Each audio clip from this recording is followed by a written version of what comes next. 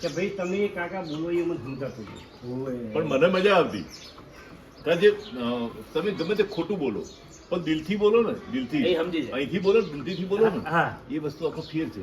ભલે તમે ઉચ્ચાર ના બરોબર આવતા, ભલે ગામડાની ભાષા, દિલથી બોલવાની. મને લાઈફ થી કે હું આખો ટીવી જોઉં, શેરબજારના પુસ્તકો વાંચું, આટલો અભ્યાસ કરું અને મને મારો અનુભવ લોકો ખોટા જુગારમાં પૈસા ખોવે છે, એફએનઓ રમે છે, બીજા રમે છે, એના કરતાં લોંગ ટર્મ રોકાણ કરે એવી હું સલાહ બધાને આલું છું. ખરી તમારો અનુભવ?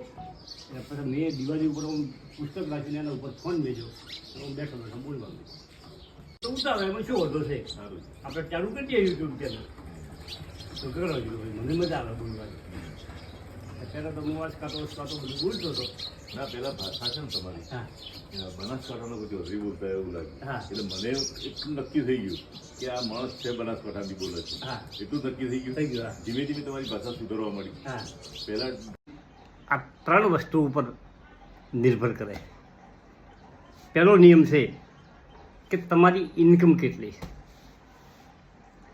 અને બીજો નિયમ છે કે તમારી ઇન્કમમાંથી તમે બચત કેટલી કરો છો, અને ચોથો નિયમ છે તમે કરેલી બચતનું તમે નિવેશ ક્યાં કરો. આ ત્રણ રૂલ્સ તમને અમીર બનાવી શકે છે. 110% વાત આ મેં મારા જીવનમાં અનુભવેલી વાત છે. એનું કારણ છે કે હું નાનો માણસ, નાની નોકરી, ગવર્મેન્ટ નોકરી હતી, નાની નોકરી, અર્ધ સરકારી કંપની, એમાં લિમિટમાં પગાર, પરંતુ બચત કરવાની મારવાડીની જે પોઝિશન છે એવી બચત કરવાની ચીવટ. 1 રૂપિયો ખર્ચવાની, ખોટો નહીં ખર્ચવાનો, ખર્ચવાનો ખરો પણ ખોટો નહીં ખર્ચવાનો, અને ધીમે ધીમે બચત કરી અને શેર બજારમાં ઇન્વેસ્ટ કર્યું. મિત્રો, આજે એ જમીનમાં ઇન્વેસ્ટ કર્યું, શેર બજારમાં ઇન્વેસ્ટ કર્યું. આજે એ ઇન્વેસ્ટ સમય જતાં સારી એવી પ્રોપર્ટી, સારી એવી વેલ્થ બનાવી આપ્યો. હવે અમીર બનવાનું આસાન છે. જેટલું આપણે અમીર બનવાનું અઘરું મને છે એટલું અઘરું નથી મિત્રો. તમે બધાય ગમે તે કહો, અમીર બનવાનું સહેલામાં સહેલું છે, પણ પ્રોબ્લેમ એ છે એમાં કે એમાં સમય લાગે છે. અને આજે લોકોને રાતોરાત અમીર બનવું છે.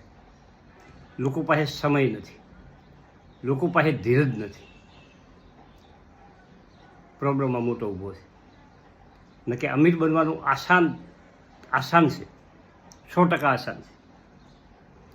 હવે તમે ઘણી જગ્યાએ વાપર્યું છે કે ફલાણી કંપની 20 વર્ષ પહેલાં આ ભાવ ચાલતી હતી, અને અમારા દાદા કે અમારા અંકલ કે અમારા ભાદર એ કંપનીમાં 50,000 રૂપિયા જો નોખી દીધા હોત તો આજે અમારા પાસે 5 કરોડ રૂપિયા હોત. આવી આપણે વાત કરીએ, અને એ સાચું પણ હોય છે. પરંતુ જો તમે આજે કોઈ સારી ગ્રોથવાળી કંપનીમાં 50,000 નોખી દો તો આવનારી પેઢી પાસે 50,000 કરોડ હોઈ શકે છે.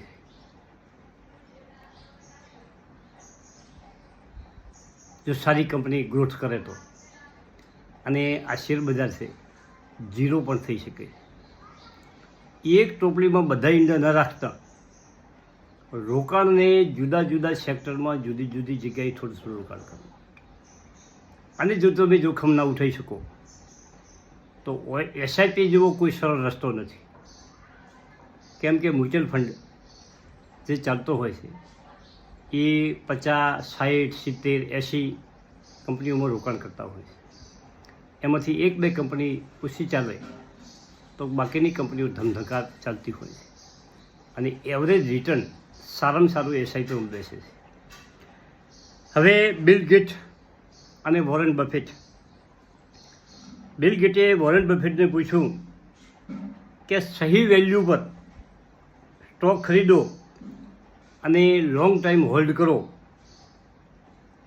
તો પૈસા બને છે. તો આ પદ્ધતિનો ઉપયોગ કરીને લોકો કરોડપતિ કેમ બનતા નથી? આ પ્રશ્ન પૂછ્યો કે આ નિયમ છે કે વેલ્યુશન, સહી વેલ્યુશન, એટલે કે હાઈ વેલ્યુશન નહીં પણ એનું વેલ્યુશન એકદમ પરફેક્ટ હોય. કોઈ 10ના પીએ ઉપર ચાલતો હોય, કોઈ 5ના ઉપર પીએ ચાલતો હોય. આવા વેલ્યુશનમાં એકદમ પરફેક્ટ હોય એવો શેર ખરીદો અને લોંગ ટાઈમ હોલ્ડ કરો તો પૈસા બને છે. આ નિયમ શેર બજારનો છે. તો આ પદ્ધતિનો ઉપયોગ કરીને લોકો કરોડપતિ કેમ બનતા નથી? આ પ્રશ્ન પૂછ્યો છે બિલ ગેટ્સ, વોરેન બફેટની. તો વોરેન બફેટે એક જ લીટીમાં જવાબ આપ્યો છે કે આજે લોકોને રાતોરાત કરોડપતિ થવું છે. લોકો પાસે સમય નથી. લોકોને 10 વર્ષ, 20 વર્ષ, 25 વર્ષ, 30 વર્ષ સમય આપવો નથી. આ બધી શેરબજારની વાતોથી મજા આવશે. અભળો. Thank you. આભાર.